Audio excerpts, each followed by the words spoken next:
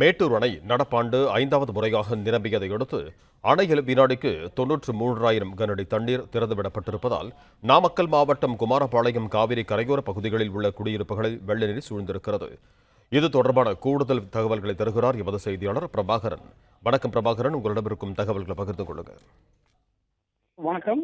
கர்நாடகா மாநிலத்தில் காவிரி நீர்பிடிப்பு பகுதிகளில் பெய்து வரும் தொடர் மழையின் காரணமாக மேட்டூர் அணைக்கு சுமார் 1,14,000 கனஅடி நீர் வந்து கொண்டுள்ளது.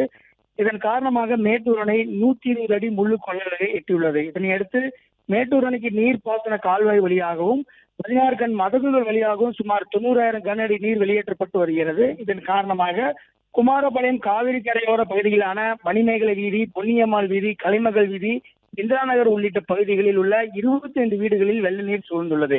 மேலும் காவிரி ஆற்றில் ஏற்பட்டுள்ள வெள்ளப்பெருக்கு காரணமாக 100 ஆண்டு பழமை வாய்ந்த குமாரபாளையம் பவானி இணைக்கும் சிறுபாலம் தற்போது மூடப்பட்டுள்ளது. இதன் காரணமாக ஈரோடு மாவட்டத்தில் இருந்து வருபவர்களும் குமாரபாளையத்தில் செல்பவர்களும் இந்த வழியே செல்ல முடியாமல் அவதியடைந்து வருகின்றனர்.